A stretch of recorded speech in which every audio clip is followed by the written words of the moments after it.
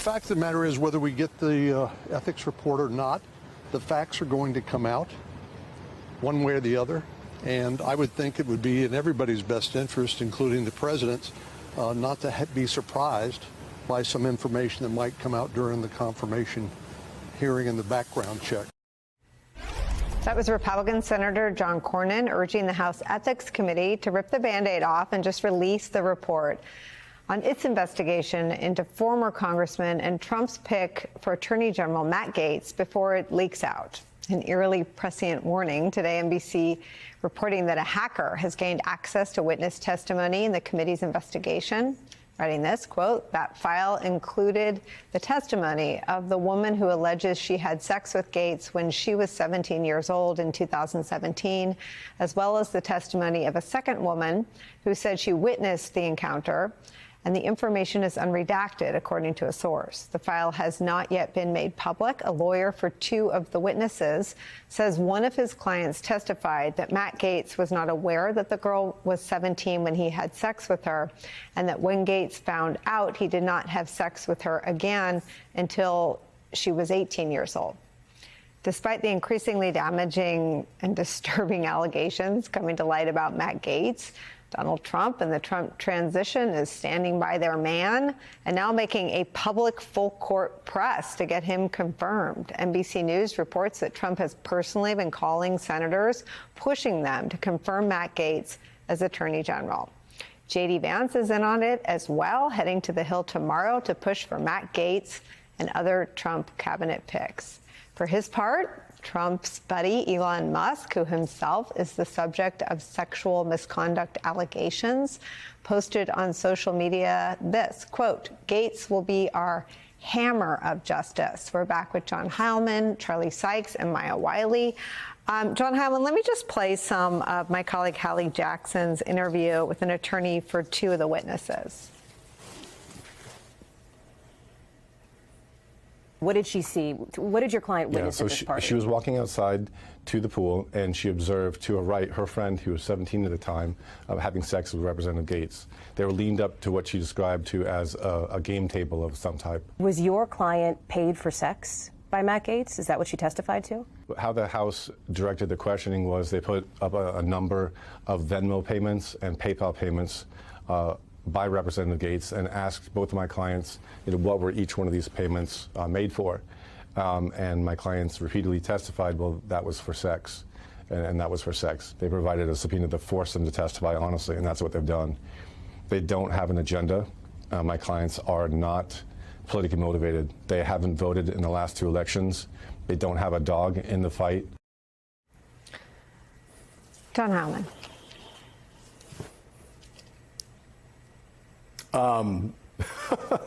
I hate those open-ended questions, Nicole. That's not really a question. I have a question. I censored myself, but I'll just say it. So, they don't have a dog in the yourself. Just well, they don't have a dog. Say what's on your mind. Well, don't we all have a dog in the fight? Like, doesn't Trump also have a dog?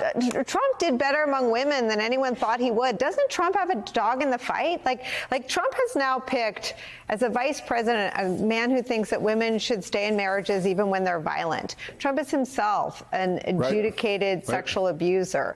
Mr. Hegseth was involved in an altercation for which the Monterey Police Department released a report saying it had been called and the woman had a bruise on her leg. That woman took a rape kit test and semen was found. And we're having these conversations because these are the men Trump is attracted to. This is the wave of, I guess, anti-Me Too, toxic masculinity Joe Rogan has ushered into America. So we're talking about, we're putting into context that Matt Gaetz, after learning that a woman for which he was investigated for alleged child sex trafficking, stopped having sex with her when he learned she was 17 and waited to start having sex with her again until after her 18th birthday. And I don't want to talk about this stuff, but these are the men that Donald Trump has selected. And it's just such an unbelievable departure from the best people to the alleged sex trafficker. Right. So, totally agree with all of that as a description of the situation we find ourselves in. There are a lot of things that Nicole, you ranged across the waterfront there in terms of observations. And some of those observations are sociological. Some of them are cultural. Some of them are, about that lead down paths towards the moment we're living in and towards these broader trends. But I guess when I hear this, what I hear as you go through that litany is that the guy who was caught on tape talking about how when you're a star, you can do anything. You can grab them by the pussy. That guy. Who became president after that. That guy who was, as you said, is now an adjudicated as being liable for sexual assault. That guy, in the intervening period, ran again for president and got more votes than he got back in 2016, and got a larger percentage of the country, won the popular vote, improved his political standing in 92 out of 100 American counties. That guy, I think, has reached the conclusion that on the politics of it, that he is not going to be damaged by pointing to significant and serious positions in the government, other guys like him. And honestly, like, if from this narrow standpoint of like, why is this happening? Why would none of us want to be talking about this? Is Matt Gaetz skeezy? Is he gross? Is he disgusting? Does the stuff that we've heard about, what he's bragged about to his colleagues on the House floor and to other members, is that all appalling and repulsive? Yes, for sure. We knew all that, by the way, about Matt Gaetz long before he was put forward for the Justice Department. But I think this is one of those fish rotting from the head down situations where, if you're asking why are we living through it right now, Donald Trump thinks he pays no political price. He assumes that if he can do the things he's done, including these last-minute revelations during the campaign about his relationship with Jeffrey Epstein, he has gotten through. None of these things seem to have prevented him from his ultimate goal, which was to win the presidency once, and now win it twice and be in a stronger position politically. So if you're asking me, is it disgusting?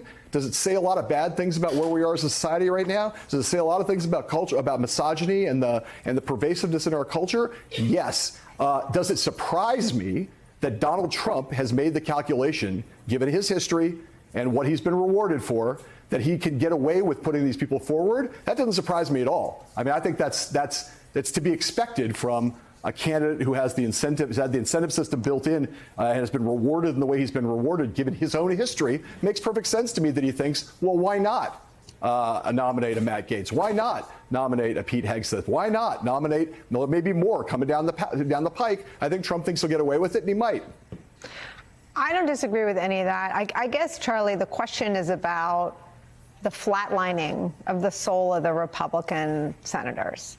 And I've covered the flatlining of any morals or ethics since the Access Hollywood tape that won't be quoted twice. But I think it's a remarkable story about them, that John Thune doesn't have a bottom, that John Cornyn doesn't have a bottom, that Mitch McConnell doesn't have any power. And I guess when Mitch McConnell votes for Trump after Trump smears his own wife with a racial slur, you don't expect him to stand up for the women of America and say maybe someone investigated for child sex trafficking isn't the best person to oversee the laws of the land to protect all American women and girls from child sex trafficking.